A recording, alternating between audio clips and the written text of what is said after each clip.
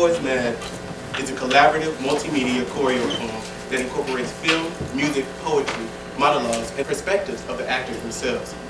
Brown Boy Mad describes some of the author's real-life experiences with racial microaggressions in an attempt to illustrate some of the pains and few of the pleasures of modern black malehood. From his experiences of almost being beaten by the police officers to his series of humorous Dear White Man poems, the playwright offers an intimate portrait of himself and, by extension, what it means to be black in today's post-racial society. This play was written by Sekou, a Morehouse graduate who lives in New York City, where he works as an author, journalist, and jewelry designer. This is his first play. His mother, aunt, and grandfather were all Fiskites.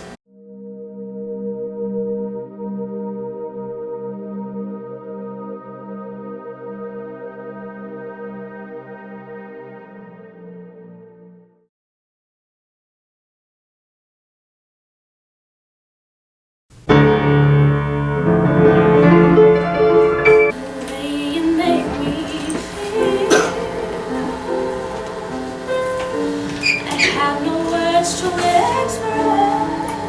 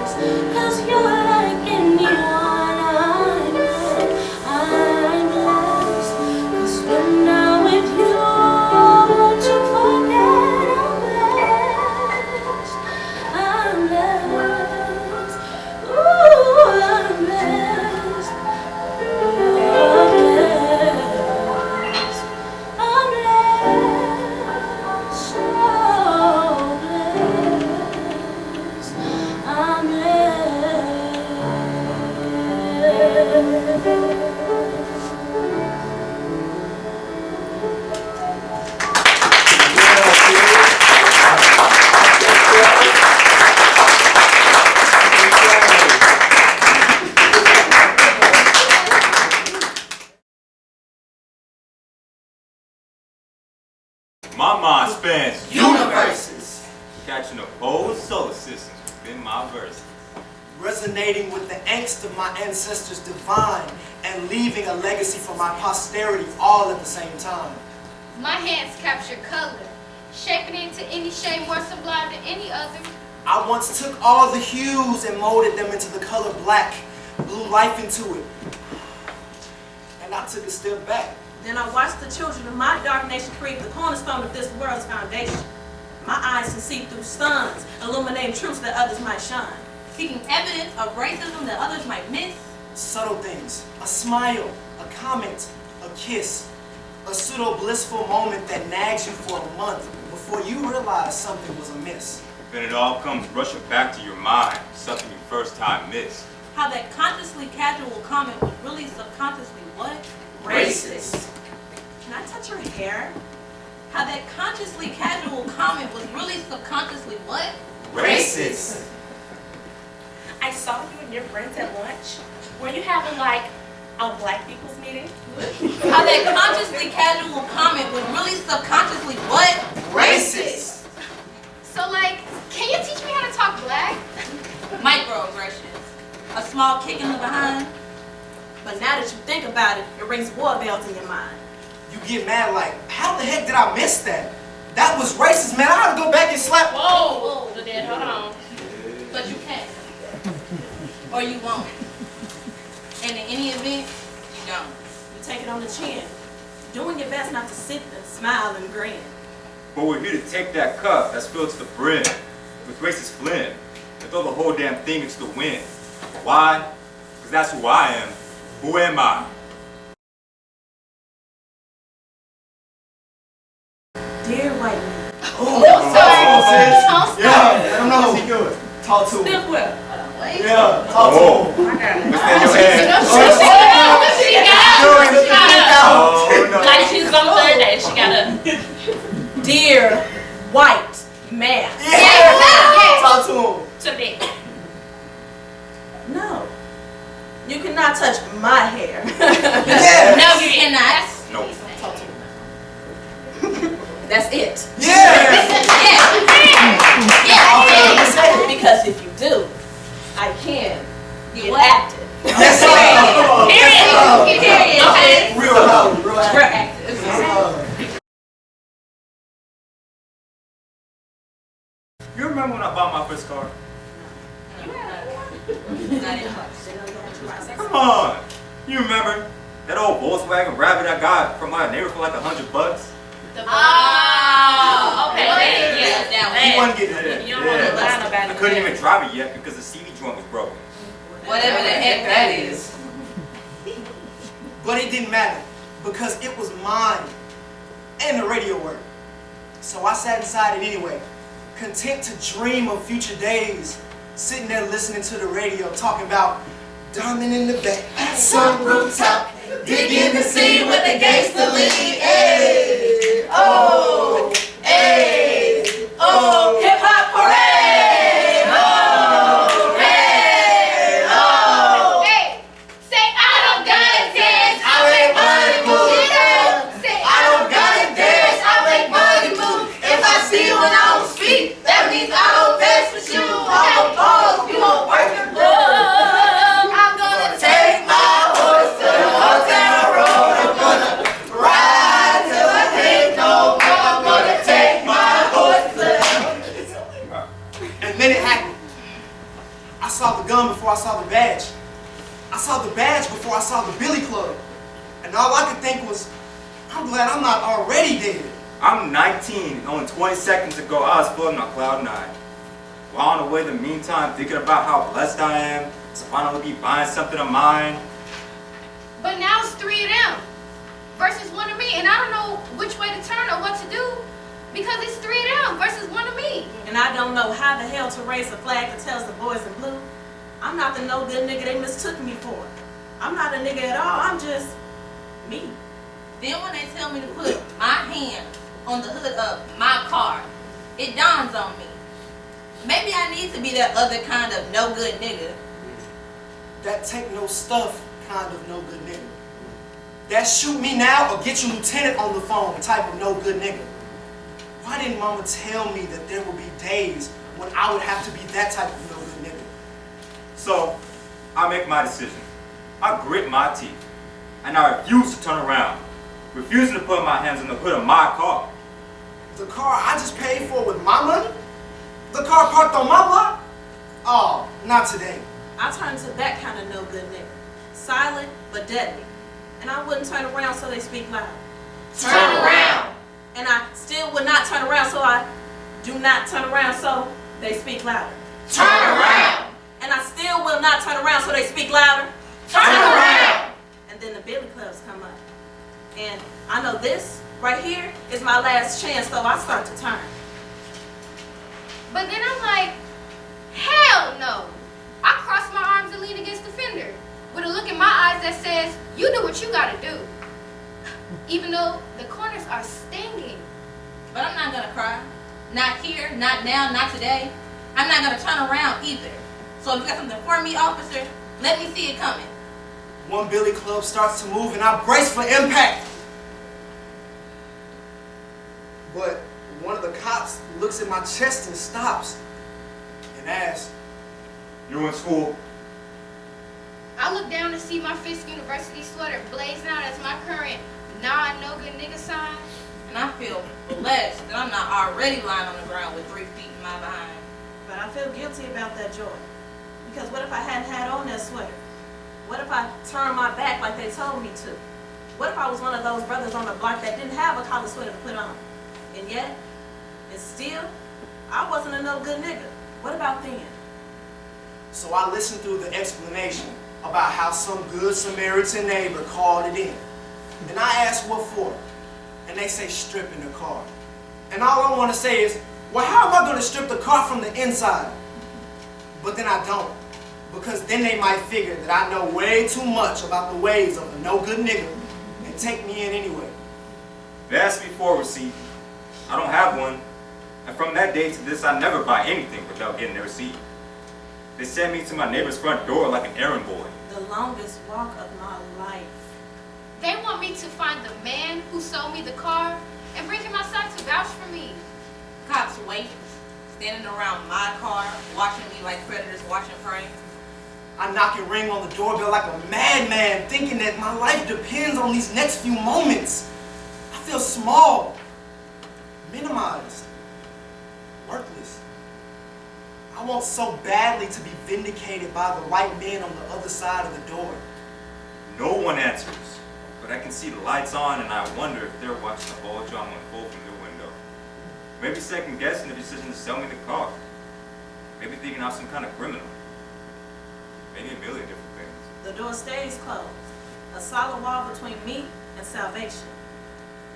While I'm staring at the door, still willing it to open, I think about running. The police can't see me from here, and all I want to do is go home. I know it'll only make things worse. I know they'll chase me, maybe hurt me, maybe arrest me, maybe even kill me.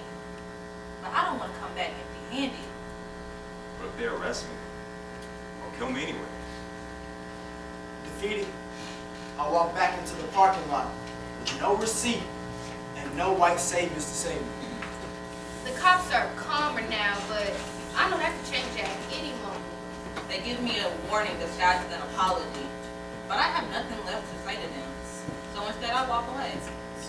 Intact, not bleeding. Oh, but I'm mad as hell, and my eyes are still stinging. And I'm thinking about how on some days, in some ways, it does pay to be that other kind of no good nigga. Not the kind that's no good to me. Or no good to my family. Or no good to women. Or no good to my people. But the kind of no good nigga that ain't no good at all to the boys in blue. What do you call a black man who's a doctor? A nigga. Funny how it doesn't matter the time, the place, or the space. There's always someone out there eager to remind you that you're just another Nigga. No. I refuse to accept the cloak of shame that comes with that name. Whether you use the word or not, whether you mean it like that or not, it isn't about the term itself. And let's not get into the reappropriation of a negative term. let's not make it that deep. But in simple terms, ain't it just derogatory? Kind of like porch monkey, Jigaboo, Coon, Negro. Spade. Jungle bunny. spit chucker. monkey face. tar baby. Monkey lips. And if you wouldn't call yourself any of those names, why would you call yourself a nigga? I refuse to accept the cloak of shame that comes with that name. Is it really a term of endearment? Well, let's try it out. What's up, porch monkey? Yo, cool. I like them shoes, man. Spirit Chucker, how you been? Girl, come over here and put those big monkey lips on me. It isn't working for me. Is it working for you? I refuse to accept the cloak of shame that comes with that name. Merriam-Webster Dictionary, unabridged. Nigger, function, noun, date, 1700. A black person, usually offensive. See usage, paragraph below. Usually offensive. Usage, nigger, a word expressive of racial hatred and bigotry. It ranks as perhaps the most offensive and inflammatory racial slur in the English language. However, its use by and among blacks is not always intended or taken as offensive. Wait, what? Am I the only one embarrassed by that? I refuse to accept the cloak of shame that comes with that name. Now, if you are a parent, or if you've ever been around parenting, or work with children, you know unequivocally that the following maxim does not work. Do as I say, not as I do. So, how can we expect them to stop using the word if we can't stop using it ourselves? I refuse to accept the cloak of shame that comes with that name. Let me remind you of something. We are the epitome of cool. Anything we do and say automatically becomes cool. White people and Latinos use the word nigga because we made it cool. So, we have the power to make it uncool and replace it with something else and make that new word cool. Wait, I got it. It's Eddie. Check this out. Yo, what's up, Eddie? Oh snap! Young little Eddie's getting big! I told that little raggedy Eddie to call his boys, come over, get his stuff, and get the hell out. I refuse to accept the cloak of shame that comes with that name. So, I will not refer to you, nor to myself. It's just another Eddie. Oh, she got out. She doing She it. finna do it. Oh, she doing it. What she did? Honey, I Dude, told you. sit Good down. talking to you. Yeah. Dear white man. Dear white man, she doing it. Correct. Point him out. Be direct. What you doing? What you doing? Okay, I don't think y'all heard me. Uh-huh. Dear white man. Oh, she doing it. Okay, Now I want you to look at me and then look at them. And let me tell you something. No, we do not all look the same. Thank you. Man down. Thank you. We got you. Thank you. That's it. Yeah. This is What's what up, I'm what's up? We even got Thank you. you. Okay. Somebody had to say it. Passion. Somebody did. Somebody had to say it. And that's fast. I work in corporate America. Rockefeller Center. I wear a suit to work every day. Yesterday, I got onto the elevator right in front of a man I never met before. There were 2 men already on the elevator when we got on. So total, there were 4 men on the elevator. 1 black man, me, and 3 white men. Now, the guy who got on the elevator with me looks at the other 2 guys, looks at me, and then moves toward me to launch into this loud, animated blow-by-blow description of a basketball game. So I just look at him. I mean, he was so caught up, so excited, so confident that I shared his passion that I didn't want to interrupt him. I wondered though, of the 3 men on this elevator, why he specifically singled me out and wasn't addressing any of his comments to the other 2 men. The men in my family watch sports religiously. The only reason I escaped the hold of sports is because I had read an article about women who feel like they lose their husbands to sports. So I decided to not be that type of man. I wanted to defy the typical male stereotype. It honestly didn't occur to me until I was standing in that elevator listening to a stranger drone on and on about some basketball game that I realized I was also defying another stereotype. That of a tall black male as a basketball player. All of this occurred to me while I was listening to him. And when he paused to ask me what he probably thought was a rhetorical question, Did you see the game? I told him the truth. I don't follow sports. I might have well have slapped him. He stared at me, slightly red and very quiet. And when we got to his floor, he got off the elevator and looked back at me with a curious look on his face. And as the doors closed between us, without any further comment from him, I felt annoyed and then invigorated. It occurred to me that I had single-handedly destroyed one of his stereotypes of black men. I saw it crumble right there on his face. And that's how we have to change stereotypes and race-based assumptions. One-on-one, one person at a time. So you see what had happened was, my older brother was on his way out to kick it, right? But as soon as he hit that door, my daddy dropped a bomb on him. What he say? What do you say? Hey, take your little brother with you. And I was like, yay! Because I never get to go out with the older kids. Because they always like leave without you. Yeah. Or tell you to meet them somewhere and then don't show up. And if you tell your parents, then they get all mad and call you a snitch. And you don't want to be a snitch, so you don't really say anything, you know? Yeah. So I decided I had to make myself look cool. So I grabbed my baseball cap and I turned it backward. But it wasn't quite cool enough. So I turned it backward and to the side. There it is. Now I was looking real cool. So, you know, we kicked it like all night. And all night my brother keeps telling me to turn my hat around. Now I figure he's jealous. Because I look fly. So I ignore him. Then we're walking home late at night. We're about 2 blocks away from our house. And he says it again. Turn your hat around. But I start to say, no. But all of a sudden, I couldn't see anything. And I'm like, did my brother just hit me? But then my eyes adjusted. And I saw that a police car had trapped us in the harsh glare of his spotlight. I looked up at my brother to figure out what to do, but he just kept on walking. So I just kept walking.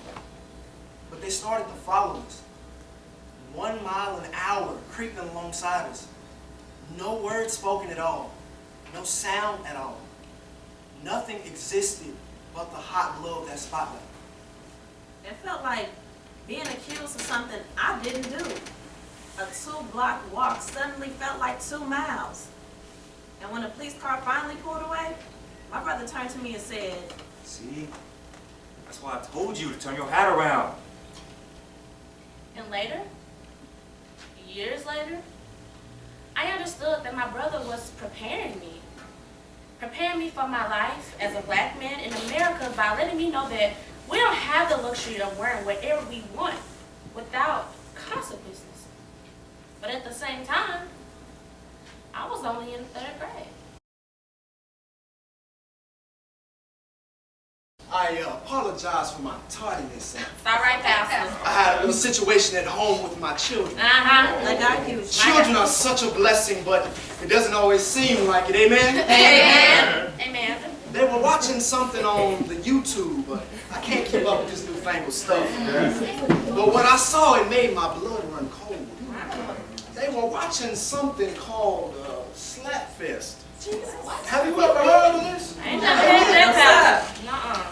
Well, this is a contest put on by a radio show where 2 black people face off and take turns slapping each other as hard as they can. Devil. Now, I asked my oldest boy why he was interested in this, and he said that he liked to see someone who can take some hits. My God. Oh. And it occurred to me that we all tend to like someone who can take hits and keep on stepping. My God. Hey. But it means so much more when you're taking hits for something that's real. Preach When you real. get slapped in the face in order to win some concert tickets, that's just getting slapped in the face. Okay. Taking hits is when you're out there in the trenches agitating for growth. trying to make a difference for our people. Yes, sir. So I asked both of my sons, do you want to take hits for something? Yeah. They said yes. I asked them what they wanted to take hits for, and they just looked at each other and shrugged. And that gave me some thoughts that I'd like to share with you on today. Tell us, Pastor. Take your time. Do you want to take some hits for something? Yes, Lord. Well, why don't you take some hits for the right to vote? Oh, Jesus. Hey. Oh, Give it to me. you thought that fight ended with the civil rights movement. My God, my God. I guess you weren't paying attention.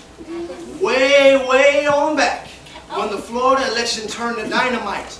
Have you ever heard of felony disenfranchisement? It means that if you're convicted of a crime, you cannot vote. Now, you might think that that's all mirrors and smoke, but in the year 2000 in Florida, that nonsense kept over 600,000 non-incarcerated citizens away from the polls. What you say, rebuking? And they say the Republicans only won by 537 votes. That poll. Across the nation, at every political station, people are being stripped of their political voice, and it ain't their choice. And since you're thinking I'm wasting your time wondering why I'm trying to put this on your mind, let me ask you something. My God. Who makes up only 6% of the general population, but 36% of the population no longer allowed to vote? My God. Black men. Jesus. And who makes up the 1.4 million citizens who have been permanently stripped of their permanent right to vote? My God. Black men. What? Jesus. The fight for the right to vote is still going on, people. Right here, right now. We are still very much at war. And you are taking slaps across the face for some concert tickets. I mean, for what? You want to take some hits for something? Yeah. Take some hits for the right to vote. Amen? Amen. Amen. The doors of the church are now open. You wake up. Say everything right down here. This is a metaphysical journey. Please close your eyes, take a deep breath, and picture this city with us. Here we go. In the heart of a city called Inertia, a pile of wrecked cars reaches skyward like a multicolored metallic smokestack, glittering with shards of broken glass and fragments of twisted metal, scraping the underbelly of the clouds above it. Next to it, 4 lesser mounds stretch hungrily upward as well, looking from above like small, rusting pots of gold at the foot of a ragged, precarious rainbow. Inside each car, underneath the hood, there is an empty space. The engines have been hollowed out, the working parts ripped from their place. All that remains beneath the hood is an empty crater with only a gossamer strand of wire stretching from the interior of one fender to the other. Something hangs on that wire. What that something is different for each car. But all of the somethings are all instruments of the same end. A crack pipe hangs slowly in the hood. Space of a crushed 1965 Barracuda. A syringe glances through the vacuum inside a late model Cadillac. A bent and badly burnt spoon dangles inside a Chevrolet Camaro. A rubber hole stuck fast to the greasy sweetness still caked to the mouth of the spoon. A hardened brick of marijuana hangs limp from the wire inside a black-on-black BMW, a dirt brown Pinto, and even the hollowed-out space of a yellow school bus. See, all the way up to the sky, each metal carcass carries some other engine of death. And if you were to lay your hands on the hood of any vehicle, you will find it scalding hot, as if hovering beneath, there was still a turbocharged engine grinding and straining to move. The rest of the city of Inertia spirals out from these piles of decimated cars in the junkyard at their feet in an unending circle of roads that only lead to each other. The roads fold and lay atop themselves so that there is no way out of inertia. Although there are infinite infinite ways. And Outside of town, an offices made of porcelain tiny factories dot the hillside leading up to the mountaintop upon which inertia sits. Inside, syringes, crack pipes, and other relatives are manufactured by the millions.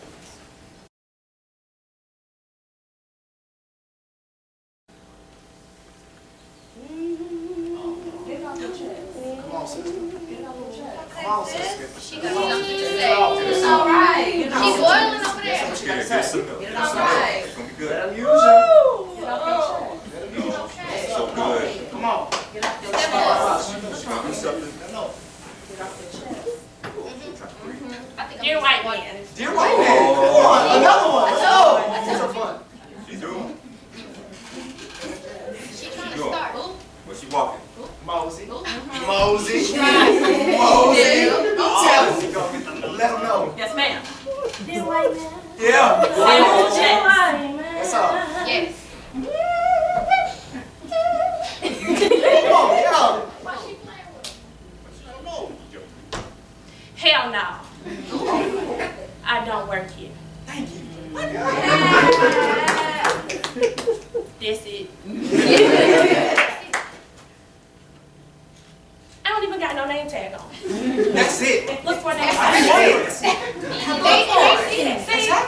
they don't look for it. I mean, get out in for the Lord.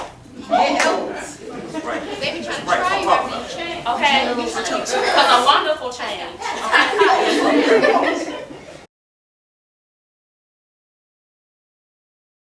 Oh, he looks sick and tired. My God. Oh, now can you see? Y'all messed up. He took the glasses off. Talk to him. Talk to him. Oh, I Moses. got something for you. Man, Off the Red Sea, Moses. Let's go. Dot riding. Here, white man. Yes. In the back. Forward team. Yeah, talk to him. Like thunder this time. Like thunder. What is that? Get back. Set in. Here, white man. In the back. Get off. In the back. No, No. I do not play basketball. Yeah. Talk to him, Kyrie. He golf. Yeah. He Wait. golf. He Whoa, golf. whoa, He whoa. golf. He got some. He golf. How you do it? How you do it? Show him how you do it. How you do Get it? this way. Where it go? Where it go? In the hole. Oh. Hold on, wait. Boom. Why not? You tall. Why not? You be hooping. Why not? Why not? Sorry. Because you expect me to. Because you think I do. I don't play basketball because I refuse to run and jump and fetch while you sit on the sidelines drinking beer and not working up a sweat. You know what? Hold up. Tell you what. So, automatically you think I play. You think I'm gaming every day. You think I watch it on TV. You think I follow the games religiously. You think I got a hoop set up in my backyard. You think if you had me on your team, you'd be the baddest team on the boulevard. But guess what? I don't play basketball. So readjust your stereotype. Tune up your typification. Nothing makes me happier than to see your false ideas of me down your face. Twisted, contorted, and confused. Because I refuse to be your muse. To the basketball gods you abuse. The ones you think reign supreme. Well, look here. My name ain't Kareem. And I do not play basketball. And that's what he said. That's what he said. That's all you have to say. That's what he said. I tell you. Nothing but Play chess. He All right, that ain't your thing.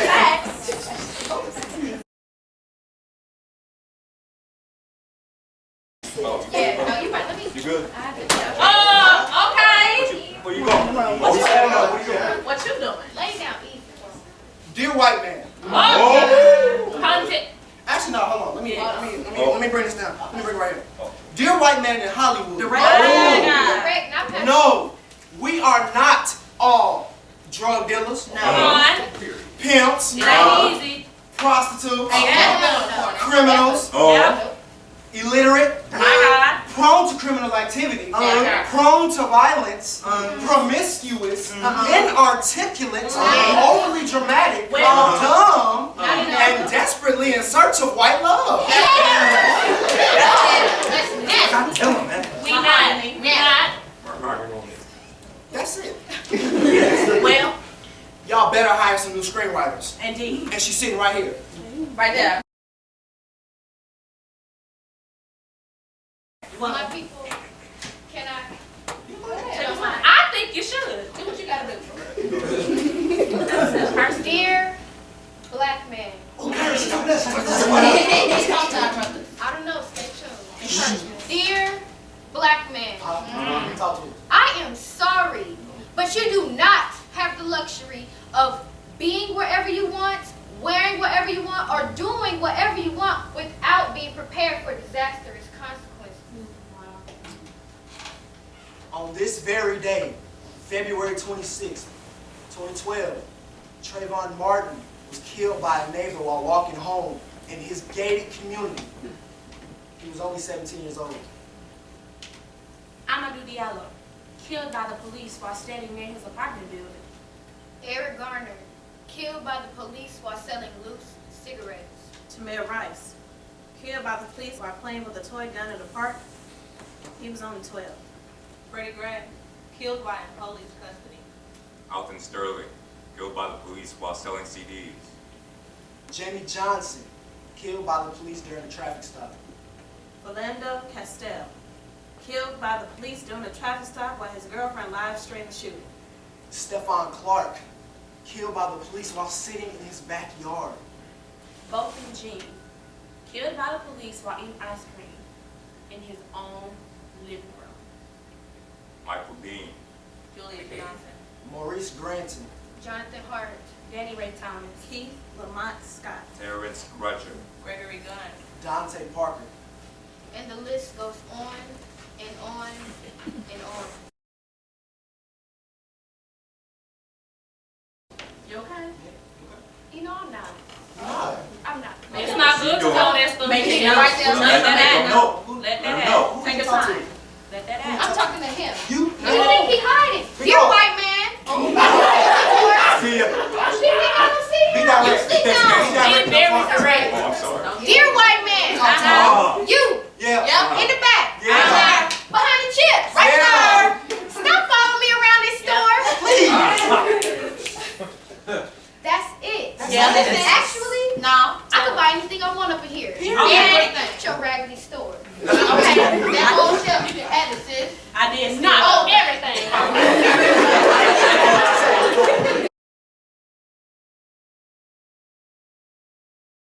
Yeah, we right. Well, make those adjustments. Ooh, What you doing? he kicked the bike. But take your time, What brother. you doing? Yes. Don't hurt him. Right there. Don't hurt him. Where you Very gonna, good. Don't who you hurt gonna him. talk to? Because he's Who you sitting gonna back. talk to? He's not playing Check today. him. Check him. Then Who you gonna talk to? Dear melanin deficient man. I said. See, come on. Dear white man. Yes. When I came through here, I know you saw me. You couldn't say excuse me? He saw me. Really? You could. You could do it. He can't do it. They need to get back to business. Okay. That's all. Now You you. better say excuse me next time or we really gonna have to talk. Okay. Talk to me. We got you. About that. Book move. Period. Okay. Ain't no one. They be Trust. seeing us. Talk to me. Talk to me. Dear white woman. Oh. We didn't forget y'all. We didn't forget y'all. We didn't forget you. But we know you got time. Bitch, I want to be. Dear white woman. Yes, ma'am. I think I forgot. Okay. We did. When I walked by you, no, I was not trying to steal your purse. Because, baby girl, I got my own. Okay. What did he say? I'm trying to say it. Other way. What is that? B-E-B! B-E-B! Yes! Period. Let's go! Name brand. Cost more than your son's tuition. Oh! How? That's it. Knees weak. Dear police officer. Here we go. It's the one. All right, then. Talk to him, Kyrie. Talk to him. We're not playing no more. Talk to him. Dear police officer. My hair slicked back. Actually, no, Kyrie. Let's get a little real. Dear Officer Jacobs, Tennessee State Police. What the hell do you mean I look familiar? Leaning all close with minutes on your breath. This must be the worst kind of test. What the hell do you mean I look familiar? My girlfriend's already hiding behind me. Already feels the tension. Is already holding me back by the back of my shirt to keep me from stepping toward you. And reading you the riot act over that asinine question you chose to ask, what the hell do you mean I look familiar? Is there no difference in your eyes between my educated demeanor and the delinquents you beat down to size? Does this college student look like? The crackhead you chased last night? No, it's the burglar you caught last week. No, I got it. It's the murderer you put to death row. Or is it the purse snatcher you tackled last month? The hell do you mean I look familiar? Do we all look the same? Or is this just a part of your game?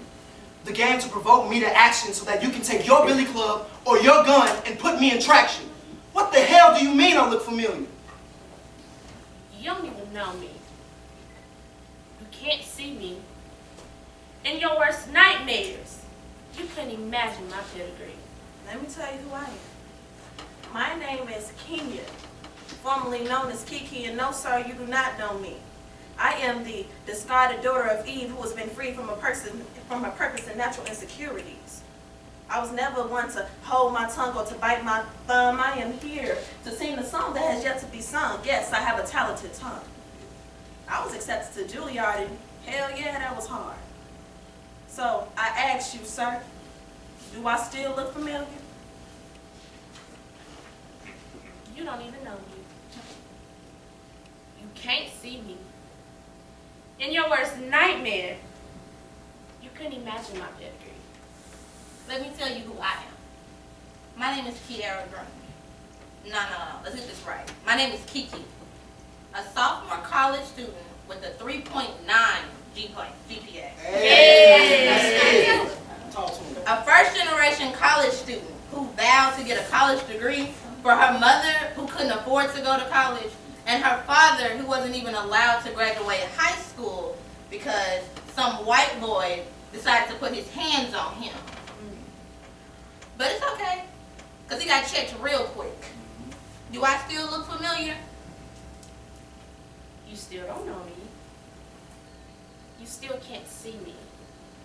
In your worst nightmare, you couldn't imagine my pedigree. Let me tell you who I am. My name is Meg, also known as Goldie. I know you see me in this back seat. Officer, my daddy is a Klan member. You don't evoke fear in me. These feet, at the base of them is strength. And they done carry me from Inglewood, California, to Fisk and to Yale. Can't even keep up with the in-between. See, I am destined for LACMA, the Met, and the Louvre. I will not live by your stereotypes no more. Do I still look familiar? You don't even know me. Still can't see me. In your worst nightmare, you couldn't imagine my pedigree. Let me tell you who I am. My name is Kyron, none of your damn business, McDonald.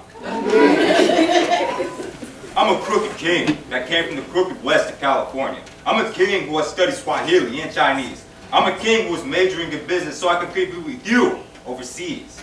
I was raised by men who look like me. They have sharpened my thoughts like teeth. And those thoughts will pierce you like the facts I just stabbed you with. Do I still look familiar? You still don't even know me? You still can't see me? In your worst nightmare, you can't imagine my pedigree. Let me tell you who I am. My name is Jeffrey Casey. I got into every college your son didn't. And guess what? All of your attempts to belittle my accomplishments, they don't mean shit. I'm destined for the big screen. Bigger than Rambo. But do not mistake me for your dancing monkey or your entertaining Sambo. Do I still look familiar? You don't even know me. You can't see me. In your worst nightmares, you couldn't imagine my pedigree. We survived you, Officer Jacobs. That's right. We are still standing. Yes. We are unbroken, unbent, Come on. and unbowed. We refuse to be suckered by your attempts to undo us. We are burning that much brighter because of your attempts to snuff us out. We are fighting that much harder because of your attempt to beat us down. And today we are standing tall on stage talking about you, Officer Jacobs. And if we could, we would sit you on that back row, look you straight in your eye, and ask, Do I still look familiar? Brown boy. Mad. Brown boy. Mad.